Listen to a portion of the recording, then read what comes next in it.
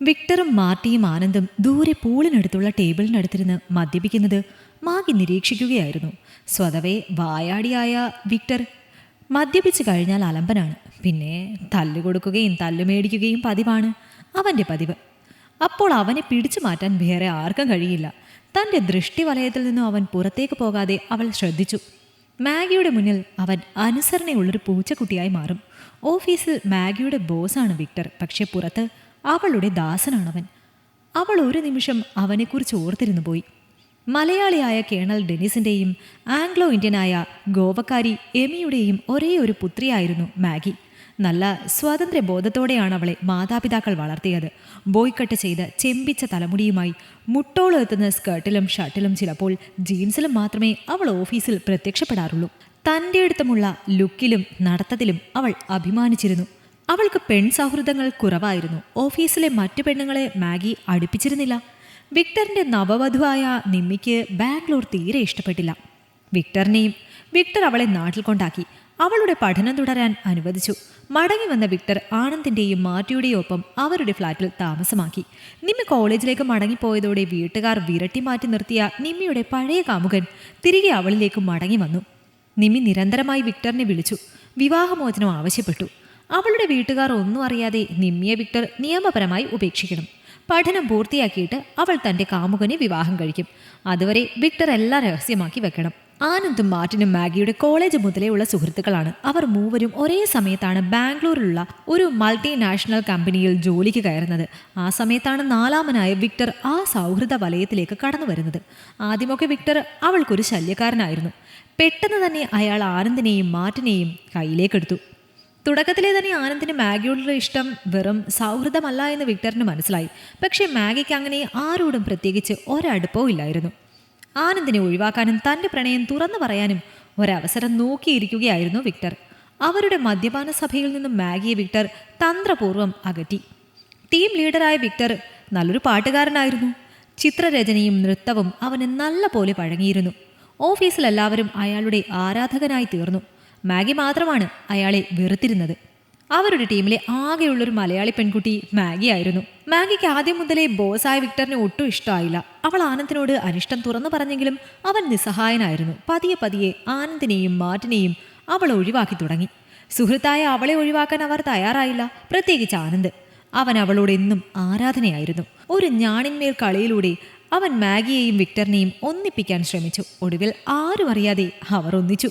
ഹോസ്റ്റലിലെ ഫുഡ് മടുക്കുമ്പോൾ മാഗിക്കുള്ള ഏക ആശ്വാസം ആ ഫ്ലാറ്റായിരുന്നു. വിക്ടർ വന്നതോടെ മാഗിക്ക് ആ ഫ്ലാറ്റിൽ സ്വതന്ത്രമായി പെരുമാറാൻ കഴിയാതെയായി. അവൾ ഫ്ലാറ്റിലേക്ക് തീരെ പോകാതെയായി. ഒരിക്കൽ ആനന്ദിൻ്റെ ബർത്ത്ഡേ ആഘോഷിക്കാനാണവൾ അവരുടെ ഫ്ലാറ്റിൽ പോയത്. അന്നത്തെ രുചികരമായ ഭക്ഷണം വിക്ടറിൻ്റെ വകയായിരുന്നു. കേക്കും മദ്യവും വാങ്ങാനായി ആനന്ദിനെയും മാർട്ടിനെയും വിക്ടർ പറഞ്ഞുവിട്ടു. അന്ന് ആദ്യമായി അവൾക്ക് വിക്ടറിനോടൊപ്പം അടുത്തിടപഴകേണ്ടി വന്നു. അതൊരു തുടക്കമായിരുന്നു. അത് വിക്ടറുടെ പ്ലാനായിരുന്നു. പരസ്പരം സംസാരിക്കാനും മനസ്സ് തുറക്കാനും വിക്ടർ മുൻകൈയെടുത്തു. ആനന്ദും മാർട്ടിയും അറിയാതെ അവരുടെ ഇടയിൽ ഒരു സൗഹൃദം ഉടലെടുത്തു. ആരും അറിയാതെ അവർ രണ്ടുപേരും അത് ശ്രദ്ധാപൂർവം മറച്ചുവെച്ചു. വിക്ടറും നിമ്മിക്കും ഇടയിലുണ്ടായ പ്രശ്നങ്ങൾ വിക്ടർ മാഗിയോട് മാത്രം പങ്കുവച്ചു. പക്വതയുടെ നിർദ്ദേശങ്ങൾ കൊടുക്കാനും അവനെ ജോലിയിൽ സപ്പോർട്ട് ചെയ്യാനും മാഗി ശ്രദ്ധിച്ചു. വളരെ പെട്ടെന്നാണ് വിക്ടർ മാഗിയോട് അടുത്തത്. അവനിപ്പോൾ അവളില്ലാതെ ജീവിക്കാൻ വയ്യ എന്ന അവസ്ഥയിലായി. മാഗിക്കാവട്ടെ വിവാഹം എന്ന കൂദാശയിൽ വിശ്വാസം തന്നെയില്ല. അവളുടെ അപ്പനമ്മമാർ പരസ്പരം സ്നേഹിച്ച് വിവാഹം കഴിച്ചവരാണ്. ഓർമ്മ വന്ന കാലം മുതൽ അവരെ അവൾ ഒരിക്കൽ പോലും പരസ്പരം സ്നേഹത്തോടെ കണ്ടിട്ടില്ല. രണ്ട് വ്യത്യസ്ത മുറിക്കുള്ളിൽ അവരവരുടേതായ ലോകത്ത് കഴിയുന്ന ശത്രുക്കളാണവർ. വിക്ടറാണ് അവളിൽ പ്രതീക്ഷ നൽകിയത്, സ്വപ്നം കാണാൻ അവളെ പഠിപ്പിച്ചത്. നിമ്മിയെ ഡിവോഴ്സ് ചെയ്ത് അവരൊന്നാകുമെന്നാണ് അവളുടെ ഇപ്പോഴത്തെ സ്വപ്നം. വിക്ടർ അവളെ അത്രമാത്രം സ്നേഹിക്കുന്നു. അവനവളെ പ്രണയം കൊണ്ട് മൂടുകയാണ്. പൂളിനടുത്ത് നിന്നും വീണ്ടും പൊട്ടിച്ചിരികൾ കേട്ടു. വിക്ടറിൻ്റെ മൊബൈൽ ഇപ്പോൾ മാർട്ടിയുടെ കയ്യിലാണ്. അവൻ വാ പൊത്തിപ്പിടിച്ചുകൊണ്ട് മൊബൈൽ ആനന്ദിന് കൈമാറി. അവൻ കയ്യിലിരുന്ന ഗ്ലാസ് താഴെ വെച്ച് വലത് കൈകൊണ്ടെന്തോ സൂം ചെയ്യുകയാണ്. അവരെന്താണ് കാണുന്നത്? അവർ ഒന്നിച്ച് പോൺ സിനിമകൾ കാണാറുണ്ട്. അതിനെക്കുറിച്ച് വിക്ടർ അവളോട് പറഞ്ഞിട്ടുണ്ട്. അതൊന്നും മാഗിക്ക് ഇഷ്ടമല്ല. അവൾ ഒരിക്കലും അവൻ്റെ പേഴ്സണൽ സ്പേസിൽ ഇടപെടാറില്ല. എന്നാലിപ്പോൾ മാഗിക്ക് ആകാംക്ഷ തോന്നി. അവരുടെ രഹസ്യ സംഭാഷണവും പൊട്ടിച്ചിരികളും തുടങ്ങിയിട്ട് സമയം കുറേയായി. രാത്രി അവൾക്ക് തിരികെ പോകണം. രാത്രിയിൽ ഫ്ലാറ്റിൽ കൊണ്ടുവിടാമെന്ന് വിക്ടർ പറഞ്ഞിരുന്നതാണ്. അവരെ ഒന്ന് ഓർമ്മപ്പെടുത്താം. അടിച്ച് കോൺ തിരിഞ്ഞ ഈ അവസ്ഥയിൽ അവനെ കൊണ്ട് ഡ്രൈവ് ചെയ്യാൻ പറ്റില്ല എന്നറിയാം. എന്നാലും അവൻ കൂടെ ഉണ്ടെങ്കിൽ ഒരു ധൈര്യമാണ്. അവനെ ഇന്ന് തിരികെ വിടണ്ട, തൻ്റെ ഫ്ലാറ്റിലേക്ക് കൊണ്ടുപോകാം. അവൻ ഇവിടെ ഇനി നിന്നാൽ ഓവറാകും. അവൾ പൂളിനടുത്തേക്ക് നടന്നു. അവൾ തൊട്ടു പിന്നിലെത്തിയത് മൂന്നാളും അറിഞ്ഞിട്ടില്ല. മാഗിയാണ് സംസാര വിഷയം. അവൾ വിക്ടറിന്റെ ഫോൺ സ്ക്രീനിലേക്ക് നോക്കി. മാഗിയുടെ ഒരു പഴയ ഫോട്ടോ. വിക്ടർ നിർബന്ധിച്ചപ്പോൾ അവൾ ആദ്യമായും അവസാനമായും അയച്ചു കൊടുത്ത സെൽഫി. കുളി കഴിഞ്ഞ് സ്ലീപ്പ് മാത്രം ധരിച്ച് ചുരുണ്ട മുടി ഒരു വശത്തേക്ക് ഒതുക്കി തോളിലേക്കിട്ട ചിത്രം. അവളുടെ സ്വകാര്യത സ്വന്തമെന്ന് കരുതിയ വിക്ടറിന് ഒരു പ്രത്യേക സാഹചര്യത്തിൽ പ്രണയത്തിന്റെ പാരമ്യത്തിൽ അയച്ചതാണ്. വിക്ടർ തന്നെ ചതിക്കുകയായിരുന്നു. തൻ്റെ സ്വകാര്യതയാണോ ചർച്ചാ വിഷയം? അവന് ജീവൻ തുല്യ സ്നേഹിച്ചത് തെറ്റായോ? അവനെ വിശ്വസിച്ചത് അപരാധമായോ? 100 ചോദ്യങ്ങൾ അവളിൽ നിന്ന് ഉയർന്നു വന്നു. എന്നാലും മാഗി ആള് കൊള്ളാലോ. ഞങ്ങൾക്ക് അവളെ 7-8 വർഷത്തെ പരിചയമുണ്ട്. ഒരിക്കലും അവളിൽ നിന്ന് ഇങ്ങനെ. വിക്ടർ, നീയാണ് മിടുക്കൻ. മാർട്ടിൻ ആനന്ദിനെ നോക്കി. അല്ലേലും പെണ്ണുങ്ങളുടെ ഉള്ളറിയാൻ പാടാണ്. എന്നാലും വിക്ടറെ, അളിയ, നീ ഭാഗ്യവാനാണ്. അവൾ എന്നാ മുതലാണ്. മാഗിയുടെ കൈ ധരിച്ചു. അവൾക്ക് 3 പേരെയും കാര്യമായി ഒന്ന് പെരുമാറണമെന്നുണ്ട്. പക്ഷേ മനസ്സ് പതറിപ്പോകുന്നു. 3 പേരെയും എത്രമാത്രം വിശ്വസിച്ചു, സ്നേഹിച്ചു. ഒടുവിൽ അവർ വിശ്വാസവഞ്ചന കാട്ടി.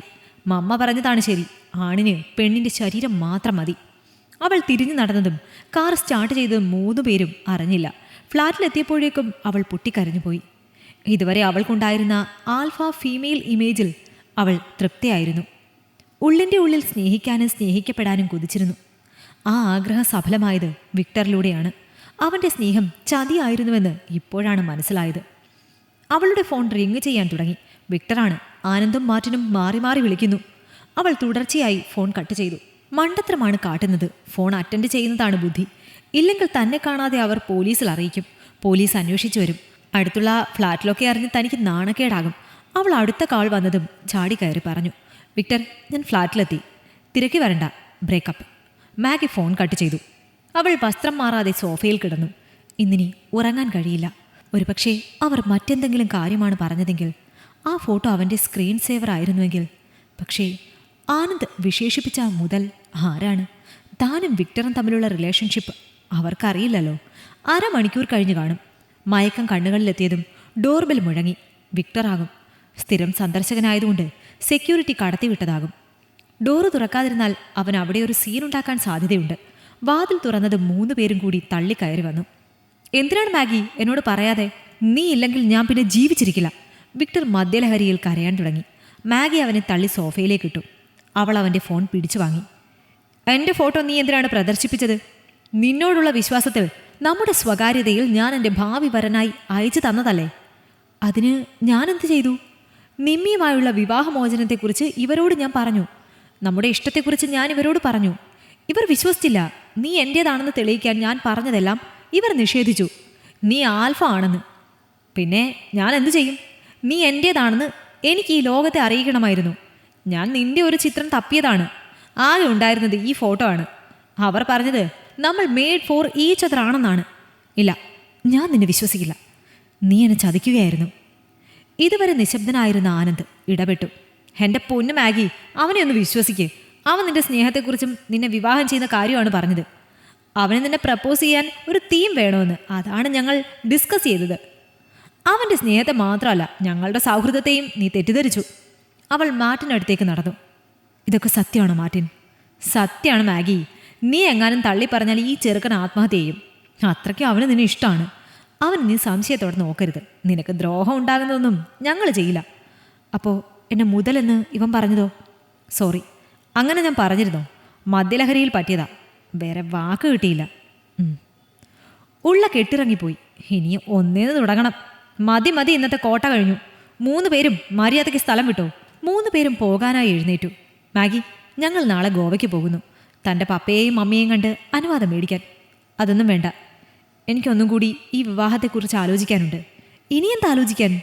ഞങ്ങൾ ആങ്ങളമാർ എല്ലാം തീരുമാനിച്ചു. ഞങ്ങളുടെ പെങ്ങളെ വിക്ടർ അളിയന് കെട്ടിച്ചു കൊടുക്കാൻ. നീ ധൈര്യമായിരിക്കും. ഞാനുണ്ട് കൂടെ. നിനക്ക് കുഴപ്പം വരുന്നതൊന്നും ആരും ചെയ്യാൻ ഞാൻ സമ്മതിക്കില്ല, ആനന്ദ് പറഞ്ഞു. മാഗി എന്തോ പറയാനായി മുന്നോട്ട് വന്നു. വിക്ടർ 2 കൈകളിലും അവളെ വാരിയെടുത്തു. അവരുടെ പിന്നിൽ ഡോറടയുന്ന ശബ്ദം കേട്ട് മാഗി പുഞ്ചിരിച്ചു. ഈ കഥ നിങ്ങൾക്കിഷ്ടമായെങ്കിൽ ലൈക്ക് ചെയ്യൂ. നിങ്ങളുടെ അഭിപ്രായങ്ങൾ കമന്റായി രേഖപ്പെടുത്തൂ. കൂടുതൽ കഥകൾ കേൾക്കാൻ ഈ ചാനൽ സബ്സ്ക്രൈബ് ചെയ്യൂ.